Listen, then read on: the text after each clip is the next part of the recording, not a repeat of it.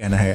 और ये एक पुराने रॉकस्टार के एम्प्लॉय हैं जो GTA 6 के बारे में कुछ बता रहे हैं। इन द एंड मैं GTA 5 के एनहांस्ड एंड एक्सपैंडेड वर्जन के बारे में भी बात करूंगा। शुरू करने से पहले आप सबको GamesOf.com के बारे में बता दूं।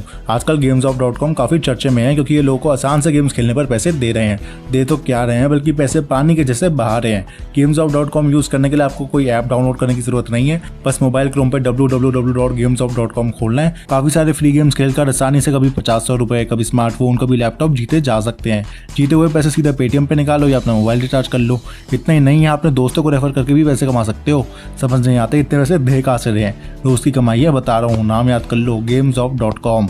तो जेसन शेयर को तो आप जानते ही होंगे। ये वही वीडियो गेम जर्नलिस्ट हैं जिन्होंने रॉकस्टार गेम्स के एम्प्लॉयज़ का इंटरव्यू लेकर ये कंफर्म किया था कि नेक्स्ट GTA अभी अर्ली डेवलपमेंट में है। अब उनका ट्रिपल क्लिक नाम का पॉडकास्ट होता है जिसमें वो GTA 6 के बारे में बात कर रहे थे। तो वो कह रहे थे कि अगर रॉकस्टार गेम्स 2021 में GTA 5 को PS5 पर लॉन्च कर रहा है तो इसका मतलब ये है कि GTA 6 2023 से पहले नहीं आएगा। वही सबसे लॉजिकल ईयर लगता है GTA 6 के लिए। अब जेसन शेयर के काफ़ी कॉन्टैक्ट्स है गेमिंग इंडस्ट्री में, तो उनकी बात काफ़ी लेजिट और बिलीवेबल होती है। वो यही कह रहे थे कि जब उन्होंने पहले GTA 6 के अर्ली डेवलपमेंट में होने की बात कही थी तब बहुत से GTA फैंस ऑफेंड हो गए थे, लेकिन क्या कर सकते हैं यार, सच्चाई यही है। अब बात करते हैं रॉकस्टार एम्प्लॉय के बारे में। तो सैरा ओवेरेंड रॉकस्टार गेम्स में एनिमेटर हैं, तो उन्होंने अपने लिंक्डइन प्रोफाइल में अपने एक्सपीरियंस के बारे में बताया। अब लिंक्डइन वो जगह है जहां लोग अपने जॉब एक्सपीरियंस के बारे में बताते हैं ताकि उनका CV स्ट्रॉन्ग हो सके और ज़रूरत पड़ने पर जॉब भी मिल सके। तो उन्होंने अपने वर्क एक्सपीरियंस में लिखा है कि वो game play and weapons animator थी for Dead Redemption Online and to be announced title. तो उसको लेकर अब काफ़ी बातचीत चल रही है कि वो टू बी अनाउंस्ड टाइटल, वो TBA टाइटल क्या है, कहीं वो GTA 6 तो नहीं है। अब कुछ लोग कह रहे थे कि GTA ऑनलाइन हो सकता है जो 2021 में PS5 के लिए आएगा, लेकिन मुझे वो सही नहीं लग रहा क्योंकि देखो GTA ऑनलाइन के बारे में तो सभी को पता ही है ना, तो उसके लिए TBA लिखने की क्या जरूरत थी। कुछ कह रहे हैं कि बुली 2 या एलेनोर का नेक्स्ट पार्ट या इवन मैक्स पेन 4 हो सकता है, तो मुझे ये भी सही नहीं लगता क्योंकि अगर जेसन की बात माने तो रॉकस्टार का नेक्स्ट टाइटल जो वो GTA 6 ही है।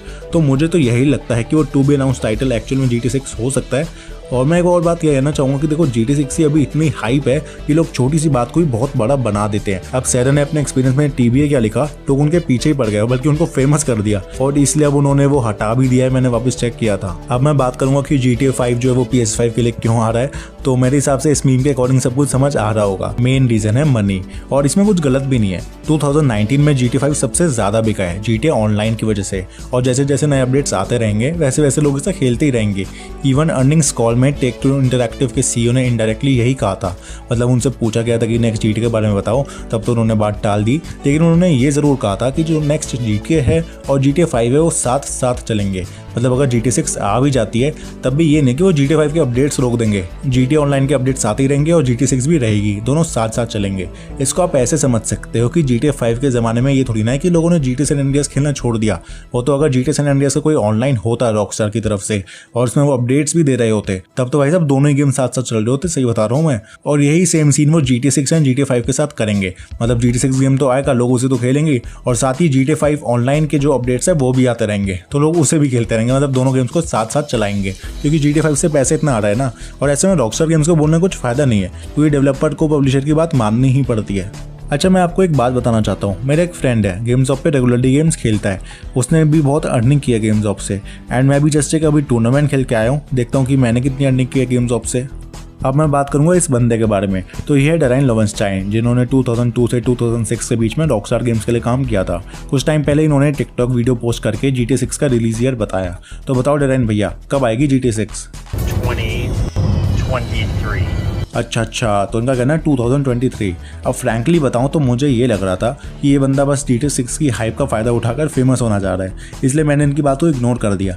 लेकिन मानो या ना मानो, इन्होंने रॉकस्टार गेम्स के लिए तो काम किया ही है और शायद कुछ दोस्त भी हों उनके रॉकस्टार गेम्स में, तो उनकी बात में भी दम हो सकता है। इन्होंने फिर PS5 के गेम्स रिवील इवेंट के बाद भी एक दोबारा वीडियो पोस्ट करके बताया कि GTA 5 PS5 के लिए क्यों आ रही है। अब मैं इनकी वो सितारे वाली टिकटॉक वीडियो तो दोबारा चलाने नहीं वाला, बस आपको बता देता हूँ। तो इनका कहना है कि PS4 और PS5 के बीच में काफ़ी फ़र्क होने वाला है और किसी नए कंसोल के लिए गेम बनाना मुश्किल है, तो इसलिए वो GTA 5 को पहले PS5 पर लाएंगे ताकि टेस्ट किया जा सके कि कंसोल कितना लोड सह सकता है और उससे जो उसकी कैपेबिलिटीज का भी पता लग जाएगा। शायद इसलिए इन्होंने ट्रेलर में भी PS3 PS4 की फुटेज यूज की थी क्योंकि एक्चुअल में वो अभी PS5 के लिए बनी नहीं है, अभी उस पर काम चल रहा होगा। सेकेंडली उन्होंने कहा कि भाई GTA 5 से रॉकस्टार को बहुत पैसा आ रहा है। खैर उसके बारे में तो पता ही है सबको।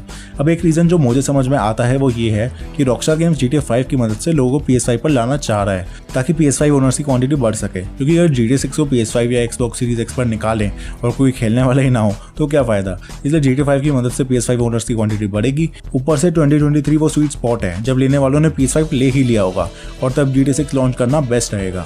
ये लो नोटिफिकेशन आ गया GameStop.com से, अभी जो टूर्नामेंट खेला था उसके पैसे आ गए। लास्टली हम लोग बात करेंगे GTA 5 एक्सपैंडेड एंड एनहांस में क्या होगा। तो नाम से ही पता लग रहा है कि ग्राफिक्स थोड़े अच्छे होने वाले हैं और कुछ नई DLC देखने को मिल सकती है GTA ऑनलाइन की। अब कुछ रूमर्स आ रहे हैं कि लिबर्टी सिटी को GTA ऑनलाइन में लाया जाएगा। तो वैसे लाया जाए तो अच्छा एक्सपीरियंस होगा, लेकिन फिर भी मुझे बात गलत ही लग रही है, क्योंकि अगर ऐसा हुआ तो PS4 ओनर्स के लिए नाइंसाफी होगी और वो बहुत नाराज हो जाएंगे रॉकस्टार से। इसे हम ऐसे समझ सकते हैं कि जैसे PS3 से GTA 5 PS4 के लिए आई थी तो कुछ छोटे मोटे चेंजेस किए गए थे, वैसे कुछ छोटे मोटे चेंजेस जो हैं वो PS5 के लिए हो सकते हैं। अब रॉकस्टार न्यूज़ वायर का जो ब्लॉग है उसमें तो ज़्यादा कुछ लिखा नहीं है, उनका ये कहना है कि अभी जो अपडेट्स आते रहेंगे उसमें पता लग जाएगा और जब भी कोई अपडेट आएंगे तो मैं भी आपको बता दूंगा। अब लास्ट में मैं एक और चीज़ के बारे में बात करना चाहता हूँ। तो RDR1 रीमेक के भी कुछ रूमर्स आ रहे हैं कि रॉकस्टार इंडिया ही उसे बना रहा है। तो ये वेबसाइट है जिसपे एक रॉकस्टार के एम्प्लॉय ने पोस्ट करके कहा कि रॉकस्टार इंडिया बहुत ही अच्छी है, यहाँ पॉजिटिव इन्वायरमेंट रहता है वर्क करने के लिए और अब हम RDR1 रीमेक पर काम कर रहे हैं। तो मुझे तो ये बात का कोई सेंस नहीं लगता कि रॉकस्टार गेम्स अब रीमेक बनाने लगेगी। मतलब ये रॉकस्टार गेम्स है यार, ये बहुत ही आगे बढ़ रही है, ऐसी नहीं कि कहीं रुक गई और इसे रीमेक बनाने पड़ रहे हैं वापस ऑडियंस को लाने के लिए। और ऊपर से इस वेबसाइट पर तो कोई भी साइन इन करके पोस्ट डाल सकता है, तो ये तो किसी ने भी डाल दिया होगा। वैसे भी रॉकस्टार जो है ना सेल्स पर बहुत फोकस करता है और रीमेक इतना सेल नहीं होगा क्योंकि उसकी स्टोरी सबको बताई होती है। तो बस गाइज यही था आज की वीडियो में और जो अपडेट्स आए थे इस चीज़ को लेकर, इस स्टोरी को लेकर, वो मैंने सब आपको बता दिए हैं। और हाँ, GameStop.com पैसे बांट रहा है, वहाँ जाकर अपना हिस्सा लेना।